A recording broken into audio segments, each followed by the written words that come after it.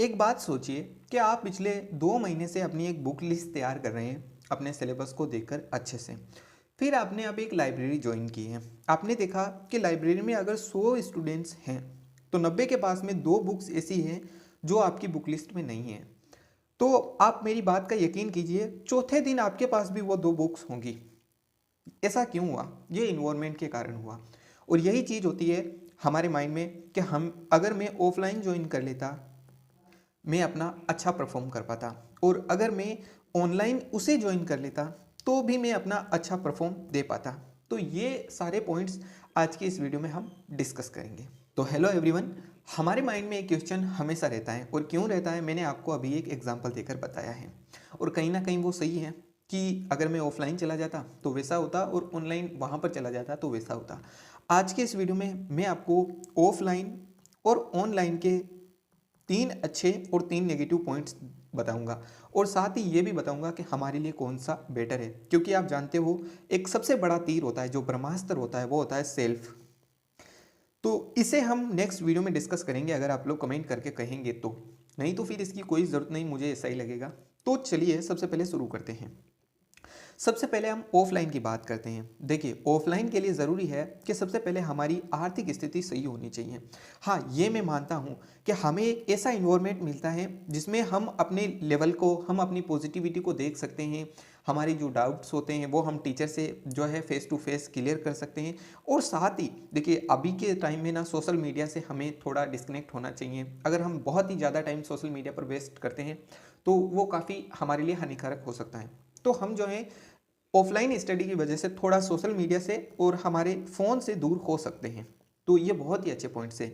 लेकिन एक बात और है कि अगर आपकी थोड़ी आर्थिक स्थिति ठीक नहीं है, देखिए ऑफलाइन आपको ना तभी ज्वाइन करना चाहिए जब आपको बिना किसी असुविधा के आपको महीने में 7 से 8 हज़ार रुपये आ रहे हो घर से, कोचिंग फीस के अलावा 7 से 8 हज़ार रुपये आपको घर से आ रहे हो, तो आप ऑफलाइन। देखिए, अब कुछ लोग एग्जाम्पल देंगे कि भाई उनके पास तो इतना छोटा रूम था, क्योंकि मैं जानता हूँ हमारे मानव मस्तिष्क की ये खूबी होती है, वो फिर भी अपना एग्ज़ाम निकालिए इतने छोटे से रूम में। कोई अपना एग्ज़ाम कहीं कैसे भी करके निकाल लेते हैं। मैं आपको सबसे बड़ी चीज़ बताता हूँ, या तो उनका बैकग्राउंड ऐसा रहता है, या फिर भगवान ने उनको कुछ ऐसी अलग ही खूबी दे रखी है। और आप सोचिए कि 2000 और 2023 के पेपर को, डिफरेंट को देखिएगा और फिर उन एग्जाम्पल को अपने सामने लाइएगा, तब हाँ मैं आपसे मानूंगा कि हाँ ये सही है। तो ये ज़रूरी है।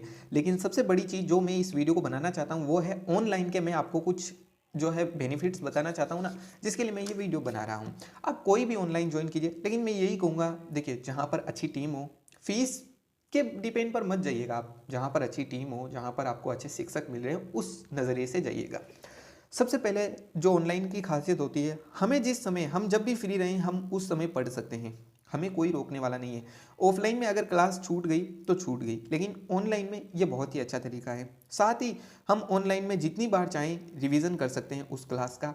साथ ही हमारी इकोनॉमिक कंडीशन कैसी भी हो, कोई मायने नहीं रखेगा ऑनलाइन में। अगर जैसे कि आप बात कीजिए, अभी हाल ही में जो कुछ बैचेज लॉन्च हुए हैं उनकी फीसेस जैसे कि 10,000, 7,000 ऐसे कुछ करके हैं, चाहे वो PW के हों चाहे वो खान सर के हों, तो आपने नोटिस किया होगा। और साथ ही जब आप ऑनलाइन रहेंगे ना, तो आप में वो भटकाव नहीं आएगा जो मैंने एग्जाम्पल पहले दिया था।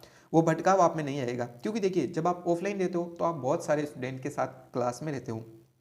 आपने नोटिस किया कि कोई स्टूडेंट्स क्या कर रहा है, वो बुक पढ़ रहा है, तो आपके पास में सही बुक है, फिर भी आप उस बुक को लेकर आओगे जो दूसरा स्टूडेंट्स पढ़ रहा है।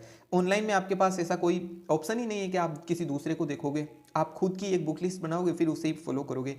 तो ज़रूरी यही है कि आप बार बार ऐसे इधर उधर ना भटकें और अपने एक रिसोर्सेज को तय करें, उससे पढ़िए। ऐसा कुछ नहीं होता है। देखिए, सबसे बड़ी चीज़ होती है पॉजिटिविटी। अगर हम अपने आसपास पॉजिटिविटी बनाकर रखेंगे तो हमें पॉजिटिविटी मिलेगी। लेकिन अगर हम अपने आसपास नेगेटिविटी को बनाए रखेंगे, हमारे माइंड में हर समय नेगेटिविटी रहेगी, तो ऐसा ही होगा, नकारात्मकता ही हमें घेरेगी। लेकिन ये बात ध्यान दीजिएगा कि आपको क्या करना है, हमेशा अपने आसपास, अगर आप दिन में, मान लीजिए दिन में 24 घंटे होते हैं, आप दिन में 12 घंटे ये सोच रहे हैं कि मेरा होगा कि नहीं होगा, तो आपका 100% नहीं होगा। ये बात आप तय कर लीजिए। अगर आप दिन के 12 घंटे यही सोच रहे हैं, आप इस चीज़ पर मत ध्यान दीजिए कि आपका फल कैसा मिलेगा। आप बस अपना कर्म कीजिए, आपका कर्म करना है अच्छे से पढ़ना और अच्छे से अपनी टेस्ट सीरीज सारी चीज़ों को ईमानदारी से सोल्व करना। तो आप इसे फॉलो कीजिए, फिर रिजल्ट आपको बेहतरीन ही मिलेगा। मेहनत का फल कभी किसी को ना खट्टा नहीं मिलता, हमेशा मेहनत का फल मीठा ही मिलता है। बाकी आप लोग अपनी जो राय है, क्योंकि मैंने कहा ना एक सबसे बड़ी चीज़ होती है सेल्फ, इसकी क्या बेनिफिट है, इसके बहुत सारे बेनिफिट हैं।